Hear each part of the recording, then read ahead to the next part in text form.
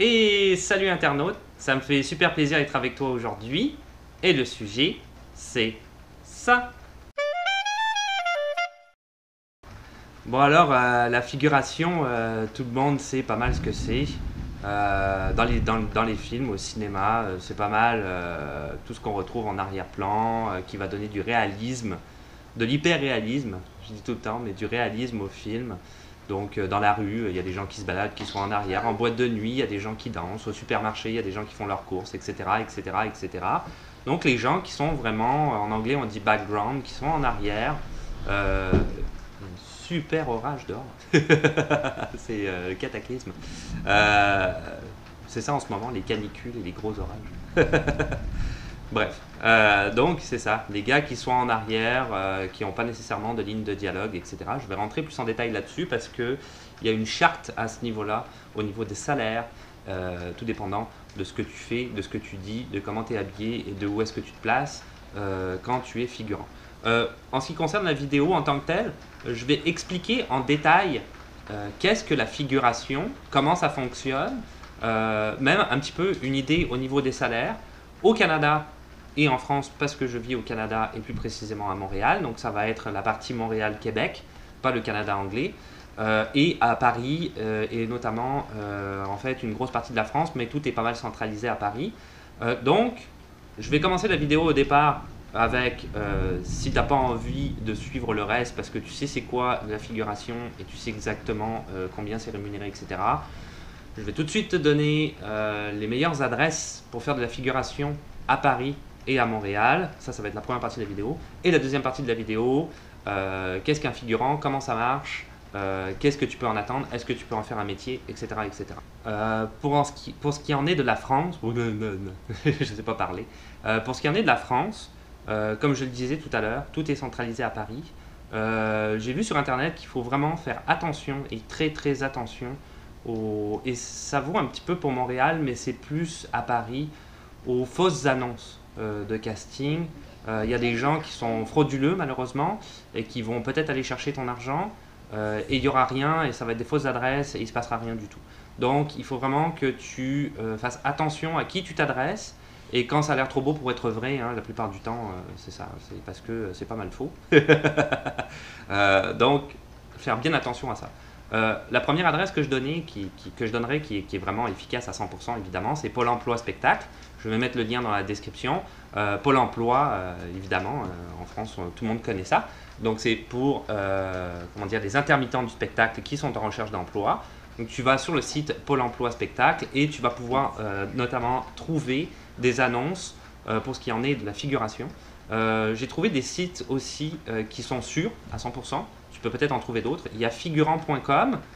Encore une fois, je mettrai les liens. Figurant.com qui revient toujours en premier et qui est un site relativement sûr. Castprod.com, mecasting.com. Donc il y en a plusieurs autres. Je pense que quand tu vas dans figurant.com, ils listent pas mal tous ces sites internet-là qui sont en référence avec le monde de la figuration. C'est sûr que contrairement à ce qu'il peut y avoir à Montréal, je vais en parler après, tu peux passer par un syndicat, etc. etc. En France, c'est un petit peu différent, c'est plus par contrat. Donc, tu vas vraiment à Pôle emploi comme si tu allais chercher un job ou un poste, un peu en intérim, en fait, quelque part. Et là, tu vas faire un casting, et pas un casting, tu vas participer. Des fois, il y a des castings, mais tu vas participer, c'est vrai qu'il y a des castings des fois, tu vas participer à un tournage et ça va être juste le temps d'un tournage et après tu recommences, ainsi de suite. Donc c'est vraiment ce qu'on appelle de l'intermittent du spectacle. Et j'imagine que si tu en fais beaucoup, en passant par Pôle emploi spectacle, à un moment donné, tu dois pouvoir toucher des prestations, notamment peut-être du chômage, si tu réussis à en faire pas mal. Donc on voit tout de suite que pour en faire un métier à part entière, ça peut être plus compliqué parce qu'ils n'auront peut-être pas besoin de toi tout le temps. Un figurant, on veut des gens qui soient entre guillemets très ordinaires, pas Brad Pitt. Donc on va vouloir des gens vieux, des gens grands, des gens gros, des femmes, des hommes, des enfants, des chiens, des chats, etc. Les chiens, les chats, je rentrerai pas là-dedans, c'est sûrement différent. Au niveau du salaire, pour donner un peu une idée, c'est 105 euros brut par jour quand tu fais de la figuration très basique, c'est-à-dire que tu n'as pas de ligne de texte et rien du tout à faire de spécial, juste à te tenir en arrière et à rester là, et à danser ou à parler ou à faire peu importe ce que le réalisateur te donne. J'ai vu que tu pouvais aller jusqu'à, il y a des 150 euros brut par jour, jusqu'à 200, 250 euros brut par jour. Ça dépend en fait de comment tu es figurant. Je l'expliquerai dans la deuxième partie de ce que je suis en train de dire. et et j'ai trouvé aussi ce qu'on appelle une grille. En fait, c'est une grille de salaire, un petit peu, quelque chose comme ça. Ils appellent ça la grille complète, où tu vas trouver le détail de toutes tes rémunérations, tout dépendant de ce que tu fais en tant que figurant. Si tu es silhouette, silhouette parlante, silhouette muette, figurant, ce qu'on peut appeler aussi troisième rôle, etc., etc. Donc, tu vas avoir vraiment tous les tarifs qui sont très légiférés pour ce qui en est de la France. Tu peux pas te tromper. Donc, je vais te mettre le lien dans la description et ça va te donner un peu une idée de combien tu es censé être payé, combien tu vas être payé, de toute façon, puisque c'est la loi, quand tu vas être sur un tournage en France. Si tu es à Montréal, donc là, c'est pas tout à fait la même chose. Moi, j'ai fait un petit peu l'expérience de ça. J'ai pas fait de figuration, mais j'étais passé par eux parce que j'avais connu quelqu'un qui avait fait de la figuration et qui m'avait mis en contact avec une boîte de figuration qui est très très sérieuse. En fait, à Montréal, c'est la grosse boîte de figuration qui s'appelle Julie Breton. Je vais mettre le lien dans la description. La boîte de figuration où vraiment tu passes là-dedans. Je sais que pour les films un petit peu vieux, en tout cas 2003, L'Aviateur par exemple avec DiCaprio, ils sont passés par ces boîtes-là, ou X-Men, le dernier X-Men qui est sorti, qui avait été tourné à Montréal, ils sont passés par cette boîte-là. Donc tu peux faire de la figuration sur beaucoup de tournages américains ou québécois, voire même français. Il y avait eu un film avec Vincent Cassel qui était une coproduction franco-québécoise Mesrine, donc il prenait la figuration chez Julie Breton. Ça, tu peux passer par elle, c'est très très sûr. Moi-même j'y étais passé et finalement j'ai pas fait de figuration. C'est très facile au niveau des étapes. En fait, tu fais pas mal ça par internet, il faut que tu aies un appareil photo et tu peux vraiment tout faire ça de chez toi. On te demande de manière précise de remplir une fiche où tu vas avoir tes mensurations, etc. etc. Et voilà, et après ça va tout de suite dans ce sens-là. Je pense qu'il y a une petite cotisation à payer, mais c'est un site honnête, donc il n'y a pas de souci avec ça. Et au niveau du salaire, il l'explique très clairement, ça commence au salaire minimum, soit 12 $ de l'heure.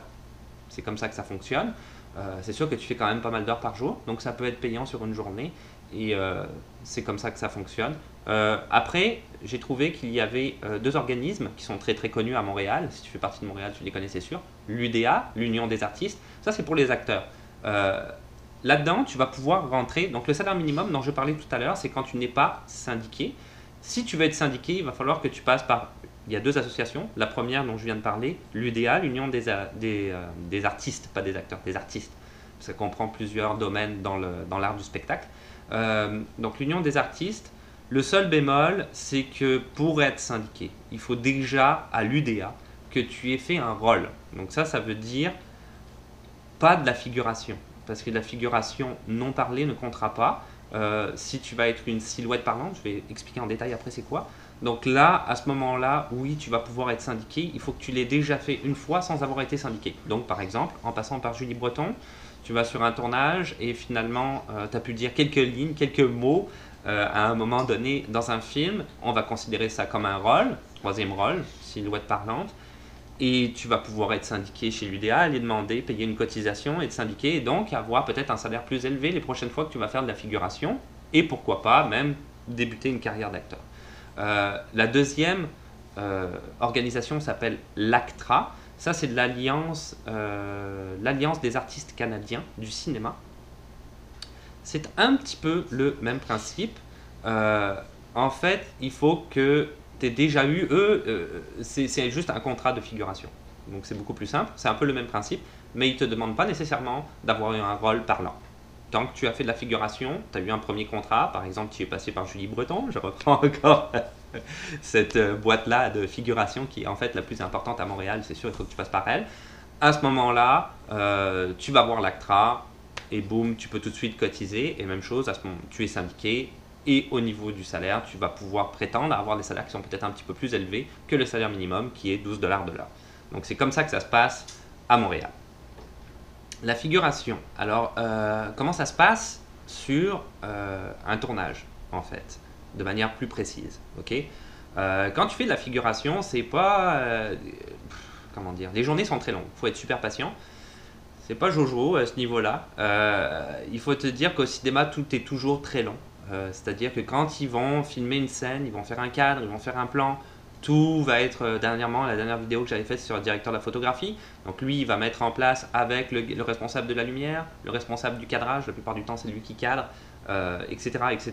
Donc un certain type de lumière, un certain type de cadre, les prises de son qui vont être faites des fois en extérieur ou en intérieur. Donc tout ça, c'est long à mettre en place. Et toi, la figuration, tu viens un petit peu en dernier. Donc pendant ce temps-là, tu attends. Tu attends, tu attends, tu attends et tu attends. On te met dans un coin, t'attends. C'est ça. Donc quand tu es costumé, ben, tu es là, t'attends, tu parles à différentes personnes. Des fois, tu as la possibilité de parler à l'équipe technique. Des fois, non. Pas nécessairement parce qu'ils sont très occupés, ils n'ont pas le temps d'aller parler avec les figurants. Donc ça peut être instructif, oui et non. Quand tu es là-bas, la plupart du temps, dans 90% des cas, tu as le droit à un buffet, tu as le droit à 1 heure de pause, je sais aussi, le midi. Donc tout ça, c'est compris un petit peu dans le prix, tu n'as pas à payer ça. Donc, et ça peut être très très long, tu peux commencer à 6h du matin et finir à 7-8h du soir, des fois plus tard, et reprendre le lendemain, etc. etc. Si c'est plusieurs journées de tournage. Donc, la patience, c'est la première chose. Il y a différents types. Alors, il faut te dire aussi, pour continuer avec ça, quand tu fais de la figuration, tu te rends compte de ce qui se passe sur un tournage, c'est-à-dire qu'il y a très peu de son direct. Je pense, notamment, je vais faire une parenthèse, au film Heat en 1996 avec Robert De Niro et Al Pacino. C'était un des rares films qui avait une prise de son direct, notamment au niveau du gunfight. À un moment donné, ils vont faire comment dire, un casse à la banque. Robert De Niro, et Al Pacino finalement est là dans la rue, il intercepte et il tire avec je sais plus c'est quoi le modèle d'arme américaine de l'armée américaine, et c'est en son direct. Ça m'a toujours impressionné cette scène là parce que ça fait un boucan, un raffut hallucinant, et on a vraiment l'écho dans la rue de ce que ça peut donner quand on tire avec une arme à feu. Bref, mais sur un lieu de tournage, quand tu es figurant, tu te rends compte qu'il y a énormément de post-production, donc la post-production et de post-synchronisation au niveau du son. Donc c'est ce qui se passe après la production du film. Une fois que le film est terminé, on s'en va et on rentre en studio et on remet les sons tels qu'ils sont. Et la post-synchronisation, la plupart du temps, les acteurs vont se redoubler. C'est comme ça que ça fonctionne. Du coup, quand tu es figurant, si par exemple tu es dans une boîte de nuit, dernièrement j'avais montré la scène de Blade dans le directeur de la photographie, si tu as suivi mes vidéos, les gars sont là, ils dansent, il y a une super musique techno, mais dans les faits, tu danses sur rien du tout. Il y a zéro musique parce que on veut prendre aussi un son direct. L'ingénieur du son va nécessairement peut-être vouloir prendre un son direct. Donc tout ce qui va interférer dans le son en arrière, ça ne marchera pas pour lui. Donc pas de musique, tu danses comme s'il y avait de la musique, mais en fait il n'y en a pas. Quand tu es figurant et que tu es en arrière, et par exemple tu es dans un bar, et là tu es autour d'une table, et donc il y a des amis, et tu es en train de discuter, mais tu as les deux protagonistes, les deux premiers acteurs en premier plan, qui eux ont une scène et on entend ce qu'ils disent. En post-synchronisation, ils vont rentrer, en post-production, ils vont rentrer un son, une sorte de brouhaha de gens qui parlent, etc. Mais toi en arrière, tu peux pas parler parce que sinon on va t'entendre. Donc il faut que tu fasses semblant de parler. Tu parles, mais il n'y a pas de son. C'est un petit peu comme ça que ça se passe quand tu fais de la figuration. C'est le milieu de la figuration qui est un milieu ultra abstrait pour rendre du concret hyper réaliste dans le milieu du cinéma qui est toujours un petit peu comme ça. Pour terminer sur la figuration, je vais te donner un petit peu, parce qu'il n'y a pas que, en tout cas il y a différentes manières de faire de la figuration quand tu es au cinéma. J'en avais parlé un petit peu en introduction tout à l'heure. Tu vas avoir la figuration en tant que telle, donc ça veut dire que tu es en arrière, dans un bar, peu importe, comme je disais tout à l'heure. Tu es en arrière et puis c'est tout, ou tu passes, ou tu es un passant, tu es vraiment dans le fond. Après tu vas avoir la silhouette muette, donc ce qu'ils appellent silhouette muette, là tu vas être plus en avant. On s'entend qu'à chaque fois, tu pourras aller voir dans la grille complète, je vais mettre le lien comme j'ai dit tout à l'heure dans la description, les salaires augmentent naturellement. Plus tu fais devant la caméra, plus ton salaire augmente en conséquence. Donc silhouette muette, tu vas être plus en avant, plus proche peut-être du comédien. Tu peux par exemple, je sais pas, je donne un exemple, lui rentrer dedans, boum, tu lui rentres dedans. l'acteur principal. Tu dis rien, tu dis pas un mot, tu fais juste passer devant la caméra, tu lui rentres dedans et tu continues ton chemin.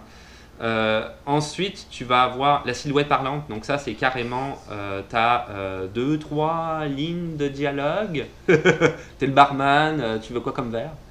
Un truc comme ça. Donc c'est ça. Là, ça va un peu plus en augmentant. Ensuite, tu vas avoir la figuration avec costume. Donc ça aussi, figuration avec costume va être plus payé. Donc là, tu dis rien, encore une fois, tu es en arrière, mais ça va être plus payé que la figuration sans costume. Hein, par exemple, je parlais de l'Aviateur tout à l'heure avec DiCaprio. Donc là, naturellement, j'avais un ami à Montréal qui avait fait ça. Et lui, il était costumé années 20 et même la coupe de cheveux. Il lui avait coupé les cheveux années 20. Donc il faut t'attendre à ça aussi. Il ne faut pas être trop proche de ta mode personnelle parce qu'elle va être modifiée si tu fais de la figuration. Ensuite, tu as les doublures. Ça, c'est très intéressant. Tu vas avoir la doublure lumière cadrage. On appelle ça comme ça. J'ai connu quelqu'un qui faisait ça à Paris, à AB Productions. Donc, ça existe beaucoup, notamment dans tout ce qui est journal télévisé, tout ce qui est télévision, émission de télé, etc. Donc, il y a un gars qui va se tenir là. Des fois, il y a à peu près la même taille que le comédien, mais pas nécessairement, mais la plupart du temps, oui. Il va se tenir là et en fait, on n'a pas besoin du comédien, du coup, on va pouvoir voir, on a un cadre fixe, donc on va pouvoir, donc par exemple pour les émissions de télé, il y a 3-4 caméras avec un cadre fixe, donc on va pouvoir mettre les caméras, regarder si c'est bien dans le cadre, la luminosité si elle fonctionne, s'il n'y a pas de surexposition, etc., etc. Donc tu vas jouer le rôle de doublure, et évidemment, doublure, lumière, cadrage, et évidemment tu vas être plus payé. On s'entend clairement. Et après, tu as doublure image, donc ça c'est le top. Ça, tu l'as sûrement déjà vu, tu en as entendu parler.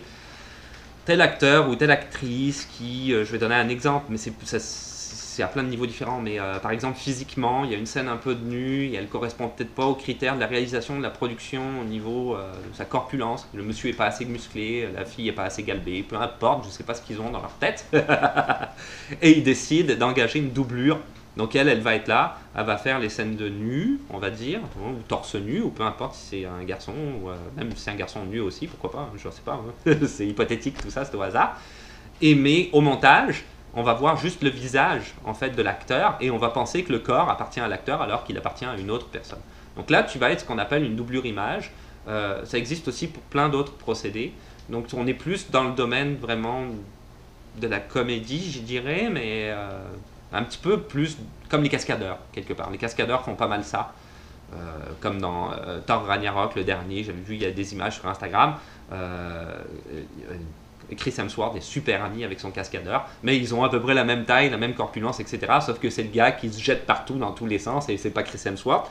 Mais au montage, on pense que c'est Chris Hemsworth. Donc c'est comme ça que ça fonctionne. Tout ça est tarifé. Je le répète, la grille complète, je vais le mettre dans le lien de la description. Si tu veux aller voir, il n'y a pas de souci et ça va donner exactement une idée de ce qui peut se passer. C'est sûr que plus tu montes là-dedans, plus il va falloir que tu passes par l'exercice du casting. Ça, c'est certain. Si tu commences à dire quelques mots, ben, le réalisateur va vouloir te caster. Donc, il y a des exercices plus, un peu plus compliqués peut-être, ou plus d'étapes à franchir que si tu fais juste de la simple figuration. Donc, c'est ça. Et voilà, c'est tout pour aujourd'hui. Donc c'était en ce qui concerne tout ce qui est figuration dans les films au cinéma à Montréal et à Paris. J'espère que ça va t'avoir aidé à ce sujet-là. Sur ce sujet-là, je ne sais plus parler. Je ne sais jamais parler. Des fois, on dirait que ça s'interrompt et je ne sais plus parler. Bref, c'est une vidéo qui est réellement pratique. Donc c'est ça, si tu vas avoir les adresses, les bonnes adresses, etc., je vais mettre tout ça dans la description, tu vas pouvoir y aller, t'informer et pourquoi pas essayer de faire de la figuration. Je sais qu'il y a beaucoup d'acteurs qui sont passés comment je dirais, pas des acteurs confirmés naturellement, des acteurs qui commencent dans le domaine du cinéma et qui passent, qui ont des petits rôles et qui en même temps font un petit peu de figuration pour arrondir les fins de mois. Pourquoi pas, tu deviens intermittent du spectacle. C'est aussi une manière de vivre qui est quand même une assez bonne manière, donc... Si ça t'intéresse, tu peux aussi passer par là. Après, pour le reste, on va y aller, c'est comme d'habitude. Si tu veux t'abonner, parce que c'est plus facile de savoir quand est-ce qu'une nouvelle vidéo va sortir, de mettre un petit pouce bleu, parce que ça fait toujours plaisir. Des questions et des suggestions, ou même des commentaires, pourquoi pas dans les commentaires. Et puis, on se retrouve à la prochaine.